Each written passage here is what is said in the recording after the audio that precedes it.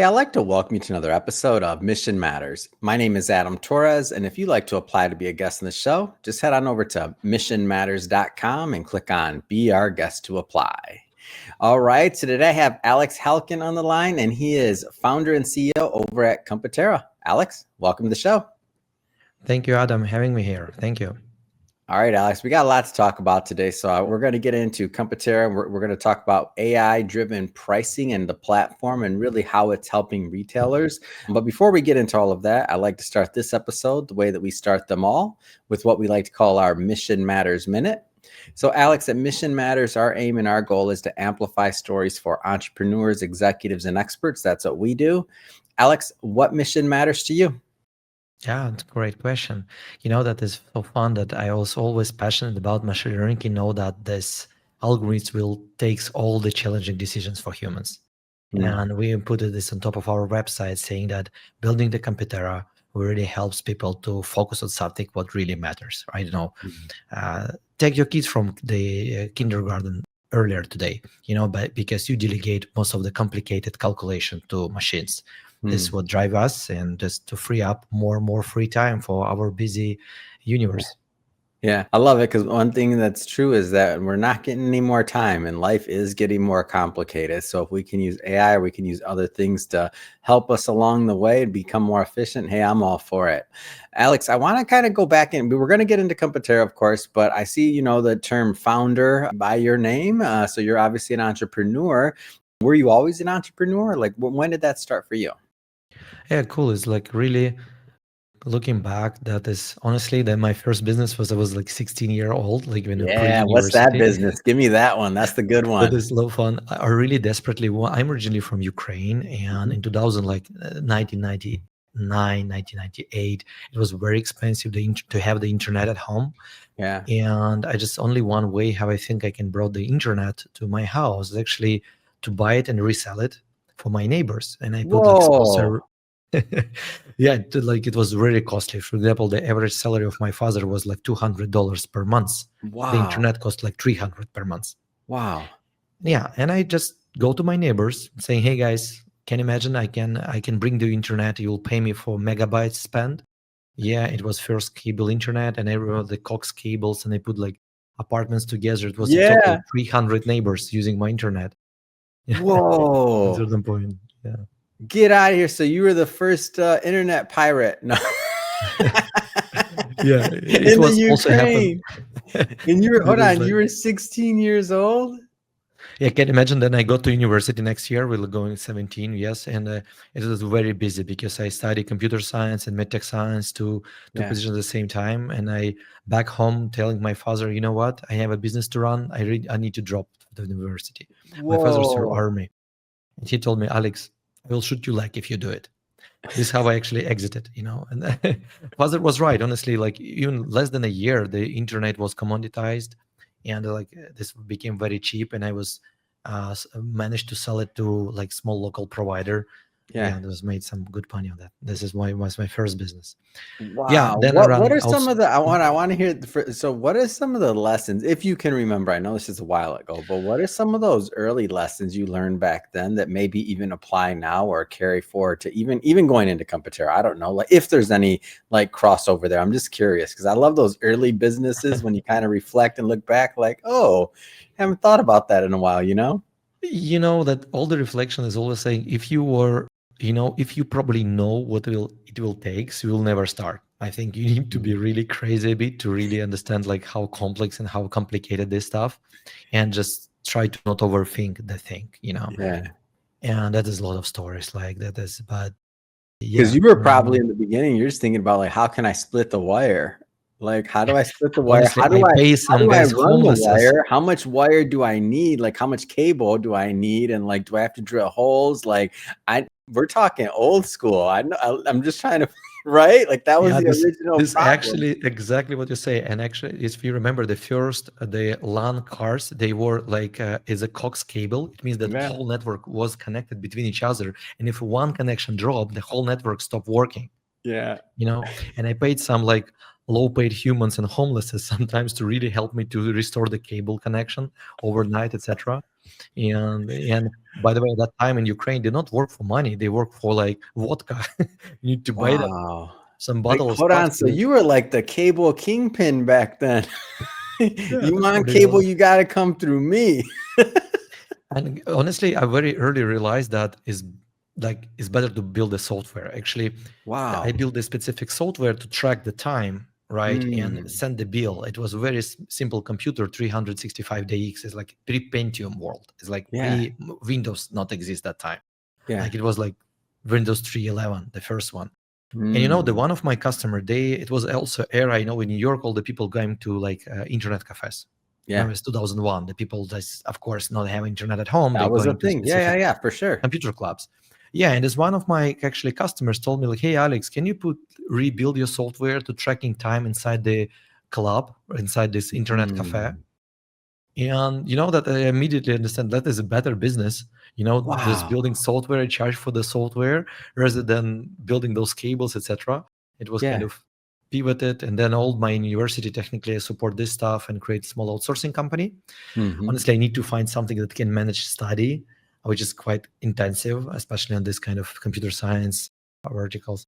Yeah, and Yeah. I at that time is actually iPhone was released, the first versions, and I see like, wow, the future of internet is mobile. And it was like I was pissed off to see how cool we need to adopt the websites to be mobile friendly because internet, if you Mm. remember, mobile internet was super slow.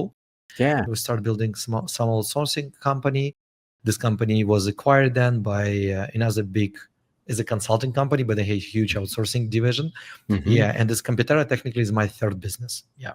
Wow. And so now getting into Competera, what was take me back to maybe the inception of the idea and when you knew this was going to be a business. So when obviously at some point the opportunity came up and then when you felt convicted enough to put time, energy, resources towards it. When did you know that? Like this was a real opportunity? Honestly, the same story. Like if I probably know how hard it is, I will never start. But honestly, I still think that they maybe for your audience also, guys, Mm. I'm not a big fan to build a technology and then trying to find a problem where this technology can be suitable. I was the Mm. guy who see the problem and try to solve it. Yeah. And this my work in this big consulting group was around, it was of course pre-ChatGPT era. I got there Mhm. like in 2006 and I spent 2014. Then my job was to overseeing a lot of kind of projects, what this big consulting organization doing, and of Mhm. course find a way to optimize the time of the people who are running Yeah. the stuff and like allocate more time. You see, it's still the same mission, like to help people to free up the more time. And Mhm. that I see that what they trying to do for those retailers, like honestly, was running out of Excels. Like they sell Excel with like informal on top, and some Yeah. consultants would actually, honestly, still I don't want to mention any names, but they still not much progress since then. Yeah.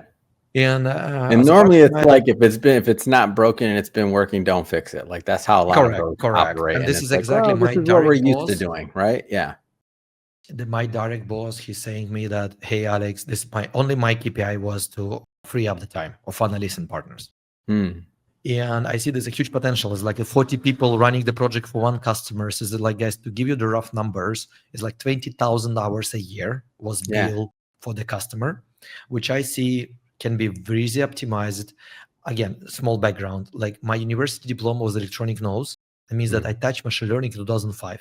I told it touch because if you realize this is 2005, 2006, the first regression model was appear and very simple models like one layer model, but I still see wow as a huge potential and cloud Mm. compute start growing. And I came to the boss and say, hey, look, we can make it works much better. Like we should consider multiple factors because a bit technical things, but the whole idea of pricing instilled then Mhm. was technically applying they called price elasticity. What does mean price elasticity for the audience is technically very direct correlation between historical price change and your Yeah. sales volume change. Mhm. You don't need two AI guys to build it. This is a part of math statistics. What actually part of econometrics exists for 90/30. Is nothing Mm. changed much there. Mm. This is what they use. It means that there's very average. I mean, they say, hey, for example, people in New York react on the milk price this much. But Mm. this wasn't true. The specific location of New York, for example, that people live, they're not buying milk for some reasons, for their kind of nationality or privileges, etc. This is so Yeah. limited. And I thought, like, wow, machine learning can do it much more interesting. They're analyzing the whole context, the location, etc. We need to consider much more factors, and machine Mm, learning probably can do it. So same for compute. Compute was improving, and the cloud can do it better than your local Excel, whatever. for sure. Yeah, and this I pitched my boss, and this my direct boss was super happy because wow, we can allocate 40 people and charge for license, not the consulting hours. And but guess what? It was another Mm, guy, right, who actually selling this and making the money. He came back and say in this group, Alex, you're killing our business. We designed for charge for hours, not for subscription. It was a direct call for this mm, guy. Honestly, there are like a few years, not much is going on in this project. I was really pissed off trying to get yeah. it done, and it's not working. And one day it was a fun story. I actually was so boring that I started competing, like professionally do Brazilian jiu-jitsu and capoeira. And because honestly, nothing to do in on the work. And I fly to Brazil, Adam, and as it well as happens, you started rethinking your life. You know, I achieved a specific level in this martial arts in Ukraine. When I went to Brazil, I feel like Hmm. I'm no one there. I need to really practice more. I have like 17 trainings per week. And it wasn't enough because the Wow. guys what I was competing with, they do all what they do during the day, just eating, sleeping, and training. Yeah. And it was confusing for me. In my consulting career, I'm like the guy who is on top of me is as a partner who like was like quite very smart old dude, and I know that his boss like 20 years older, and like for me Yeah. to get to his place, I need to spend another 30 years here. I kind of stuck. Yeah. And here I see also like, okay, I already committing so much time, and like I need to do it even step further. I need to spend even more time. Mm, And then I really need to make this move, and I decided like, no, sport is not for me. It is cool, but I don't really enjoy that much that I want to dedicate a whole my life there. mm, And I pitched back to my company saying, hey guys, look, let's build it together or mm. I'm leaving. Guess what they choose? Wow. They said, good luck, Alex. Yeah. Honestly, the honest story, just maybe that as some of my ex-colleagues will hear the story, they were our customer, pilot customer. Like I That's not started amazing. I had a feeling they were very supportive on a piece of this because I Yeah, just this is have that why I feeling. absolutely Normally, if there's appreciate. somebody as talented as yourself and like who has this vision and everything else, like you don't also wanna like burn the bridge of like, hey, that might be the future. You know what I mean? Yeah. They were like 4 years customer, nothing bad. It was Wow, kind of that's amazing. complicated agreement. Honestly, I can sell it in a certain way only for this Of and that, course. and I just renegotiate deal in 3-4 years. Yeah, it was maybe not for recording, but it was tough story how to separate with them. It Of was course. really Of hard. course. Mhm. They tried to buy it back. That is again just telling your audience and Yeah, the yeah, yeah. founders that That's for it is founders like. out there. Mhm. Yeah, this is kind of is no easy work here. I don't know, like Mhm. all my founders who I know that the building the business is always tough, and you need to be crazy a bit to really start it and see the Mhm. the light in the end of the tunnel. So now you're at this point to where you have this moment, you're realizing that you're going on your own. What's next? What's next? Cool question. I feel still right now that the AI, you see that like right now for me, there's a huge tailwind. You see this kind of awards. We won the AI Mhm. summit in London in 2018. Imagine, yeah, this actually what Man. happens then when I separated the 4 years we done just was a research project.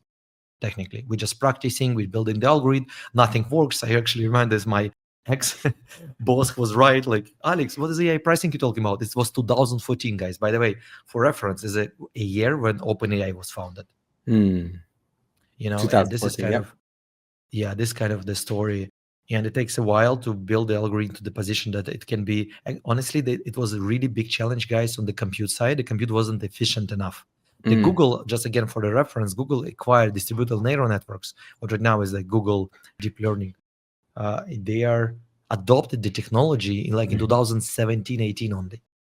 I mean, it was mm. very, very early. I was the founders who like, Yeah, so you this were sometimes too early, early. early, too late. This I was exactly that. Maybe not that too early, but really early. If you ask Yeah, my still investors, say, early to where it Alex, wasn't quite as easy as or as fast as it is now. yeah. Mhm, And sorry, like direct answer to the question is just getting started. In mm, 2019 we won it, and we have this AI pricing. And guess what? It's like was like a drone delivery. Everyone's mm, speaking about that, but no one really using yet. right? Mm. And now this is starting story. We are adopting this in retailers who's quite big there and growing.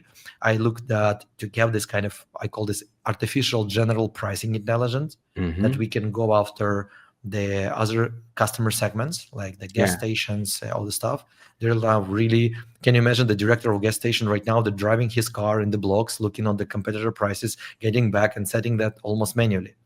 Or Wow. those companies like guys Hurt and Six, they has the algorithm what actually put in place guess by whom, like years Hmm. ago. It was like huge what if formulas, what even that very very limited adopt the other factors except that stock quantity, etc. There's a Mm. huge ground for optimization. And finally, right now we have those right CIOs in place who are want to leverage AI, apply AI, and work. Yeah.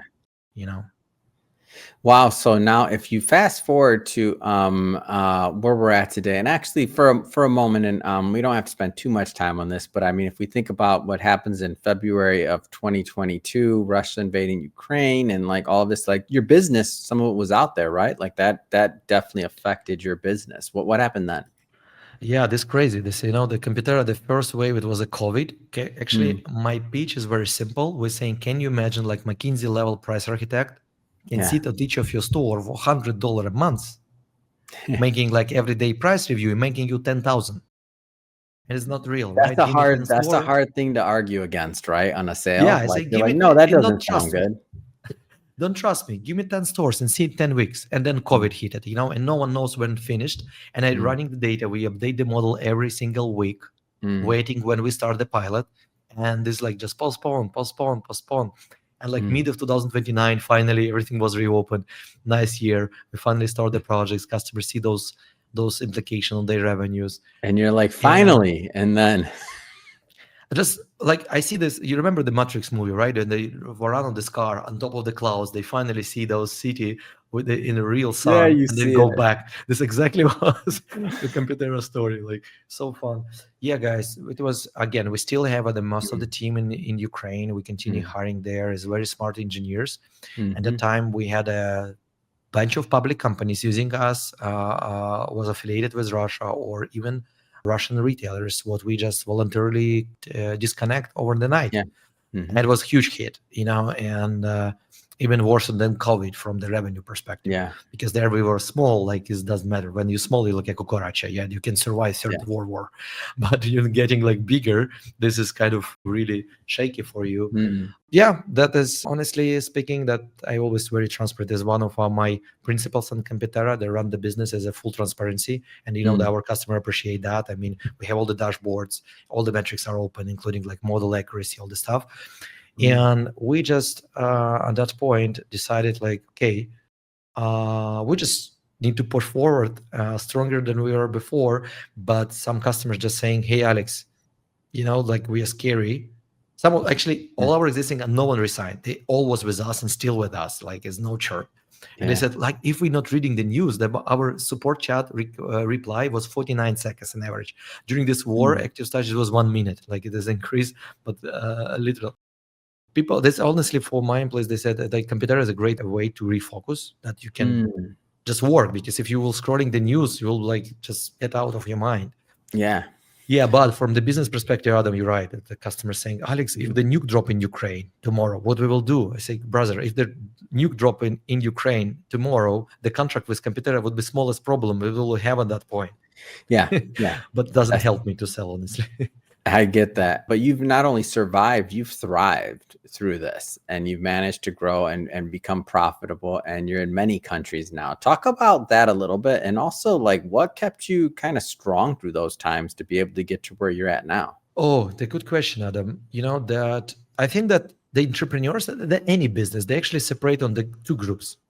The Mm. one in any crisis, they're just frozen, right? It's very Yeah. similar to the human behavior for some dangers. For example, we did have a hike last week, and we have a huge snake, like it's like huge poison snake on the road, and like it's the high cliff. This is on the right, and the wall on the left is like Mm. is not never to move. And I see the group always separate. Someone like stuck, don't know what to do. Someone like just getting stronger. And I think I just don't think at that moment. I just need to know that we need to go through this and let's Mm. figure out what we can do. We start negotiating, refocusing this and that. I mean, just continue working. I know like we're in a Mm. great mission, and I love, if you ask me like what the computer is about people, it was always. And I was saying like, if you need, Adam, you told me like we need to run like, I don't know, a nuclear station tomorrow. Probably we'll need some time to figure out how to do it, but we can manage. Yeah. That by the end of the day, all the business is like similar, right? Just with some specifics. Yeah, this is why we start. Actually, we built even because we're born like in very specific area. Right now, the Ukraine became famous. Before, Mm. people don't even know where it is like on the map. And we Yeah. produce a lot of content. What we're doing with us, if you see that, I was training and explaining that the pricing is broken and can Mm. be done better, significantly better. You don't need 100 people around you to run those Excels. You can have one guy that can run it, across all the countries, across all your stores. Wow. Yeah. Yeah, and the people getting me through internet. We connected our biggest account. Actually, that it was happens recently that the ChatGPT advised. I asked where you got it. Wow. No, man, we asked ChatGPT. He was one of the top of there. Yeah, that before it was Hey, just a that's Google. one of the big winners right there. Like, I'm like, how do we get ChatGPT to say where's the best business podcast to listen to and for Adam Torres to come up? I'm like, that's when you're the winner right there. So you were the Yeah, winner, largest contract, man. Congrats. That's amazing. when is GPT-4 was released, the first thing what we done, we put inside the website those quote, if you like AI, please Falcon this, and this. And we just like bench. Right now they changed the algorithm. Right now they go to search. Right now it's more like a SEO tactics right now works. That moment Mhm. it was cool because you really can plug your data in the model. And like of course, in the next like 6 months, 7 months, it becomes visible Yeah. and it's no one can delete it. Yeah, that is fun. Yeah. Man, that's great. I love it. So Alex, what's next for you? Talk to me about the future of Competera. Talk to me about the vision. Like what's next? Yeah, we right now intensively scale. That you mentioned, like we like maybe one of the hundreds companies who is like EI native and profitable. Yeah. That ChatGPT is far away from being profitable, but I am not Sam. I don't have a good friend of Bill who can give me like $19 billion in Amazon Azure credits, and I can play with $20 subscription and spending like 2,000 an average user, right? I need to make it like works from day one. Yeah, Mm. and we said right now just super excited to just grow over the countries, and right now is a lot of demand for me. Is more changing right now to that great people maybe who is listening this, please join, Mhm. because the the scale problem is also the problem that you need to manage, and this is for me right now the biggest challenge: how to scale and not lose the Mhm. quality, and Yeah. those kind of quality what we produce for our customers. Hmm. Amazing. Well, Alex, this has been great having you on the show today. If people are listening and they want to follow up, they want to learn more about Competera, if they want to follow your journey and your content that you're putting out there, how do they connect? How do they do that? Yeah, you just can look Alex Halkin on LinkedIn. I really do post a lot of cool stuff, especially around the pricing and general AI and a fake AI. And of course, Competera.ai. That is very simple. Just submit us your request and Hmm. we will happy to chat and see how we can help. Fantastic. And for everybody watching, just so you know, we'll definitely put some links in the show notes so that you can just click on the links and head right on over. And speaking of the audience, if this is your first time with Mission Matters and you haven't done it yet, hit that subscribe or follow button. This is a daily show. Each and every day, we're bringing you new content, new ideas, and hopefully new inspiration to help you along the way on your journey as well. So, again, hit that subscribe button. And Alex, man, appreciate you coming on the show. Yeah, thank you, Adam, for the amazing moderation and inviting me.